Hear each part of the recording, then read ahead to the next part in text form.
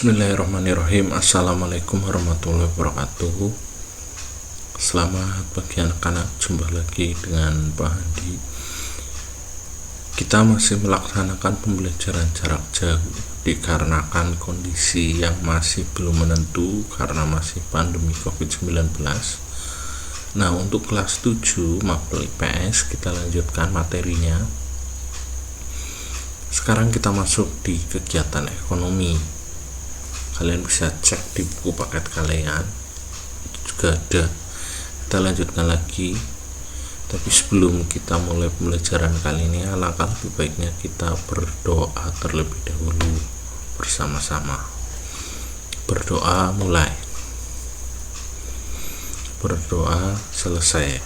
Oke, mudah-mudahan pembelajaran kali ini bermanfaat buat kita semua. Mari langsung saja kita mulai pembelajaran kali ini. Yang pertama adalah tentang kegiatan ekonomi. Kegiatan ekonomi itu ada 3 anak-anak. Yang pertama adalah produksi, kemudian distribusi, dan yang terakhir konsumsi. Sebetulnya ketiga hal ini itu bukan menjadi hal asing buat kalian semua. Pasti kalian sudah sering menjumpai, bahkan pernah melaksanakan atau melakukan kegiatan ini. Saya lanjut produksi pengertiannya, yaitu kegiatan menghasilkan barang atau jasa, atau kegiatan menambah nilai guna. Kalian sering lihat kegiatan produksi di sekitar rumah kalian. Saya kasih contoh, misalnya ada produksi membuat kue. Untuk jasanya ada jasa potong rambut misal. Udah banyak sekali itu contoh-contohnya. Mungkin yang rumahnya dekat sawah, ada yang sedang mengolah sawah, itu pun sama, tujuannya adalah untuk memproduksi hasil pertanian mereka. Misal ada padi, ada jagung dan lain-lain. Ada jasa, sekarang jasa Gojek, ada jasa yang lainnya, ada banyak sekali, bisa dicek di online itu. Nah, kita akan bahas selanjutnya. Setiap barang memiliki nilai guna. Betul, barang itu pasti ada gunanya, ada manfaatnya. Nilai guna kita akan jabarkan lagi. Yang pertama adalah nilai guna bentuk. Jadi suatu barang akan berguna ketika bentuknya sudah berubah. Kalian bisa lihat misalnya karet karet, getahnya karet, tapi ketika sudah diolah menjadi sepatu, menjadi ban, itu akan semakin lebih berguna lagi.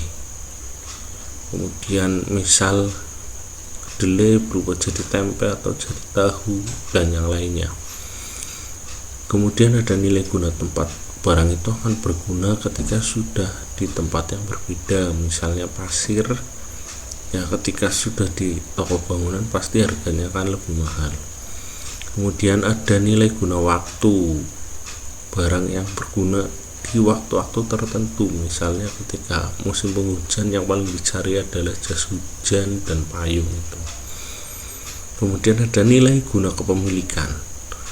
Jadi barang itu akan berguna ketika sudah ganti kepemilikannya. Misalnya kayak sepatu, di toko sepatu hanya sebagai pajangan saja untuk dijual gunanya, tidak semestinya. Tapi ketika sudah dipakai, dibeli sama si pembeli dan dipakai, nah itu punya nilai gunanya.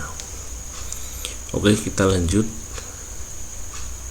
Masih di produksi. Produksi itu ternyata ada beberapa faktor yang mendorong untuk terjadinya produksi. Yang pertama adalah faktor produksi alam. Jadi ketersediaan alam itu bahan-bahan mentahnya untuk diproduksi apa saja.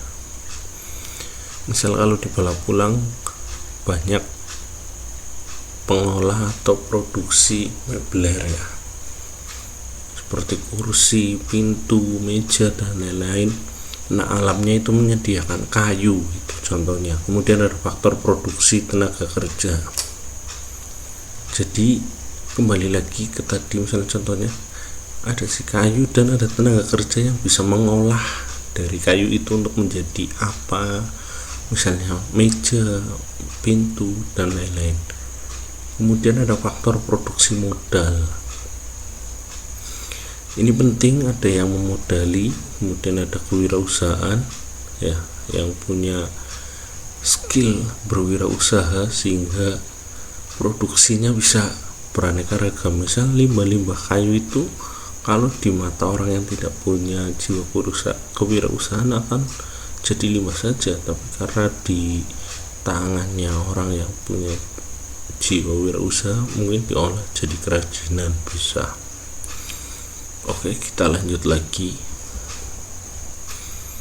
Selanjutnya adalah distribusi, kegiatan menyalurkan barang atau jasa dari produsen ke konsumen. Kalian sering lihat ini contohnya, mungkin sering lihat kakak atau saudara kalian yang lain belanja online. Nah, ada yang mendistribusikan, ada yang mengantar, atau kalian juga pernah disuruh mungkin untuk mengantar barang dagangannya kakak kamu ke tetangganya yang beli. Nah, itu juga distribusi.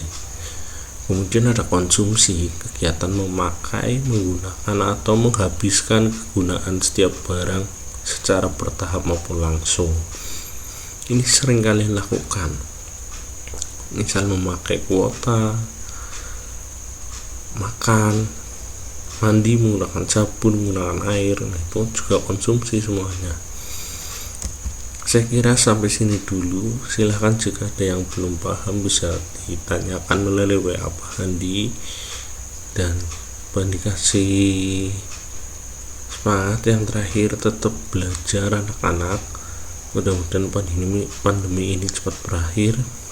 Sampai jumpa di pertemuan berikutnya. Terima kasih.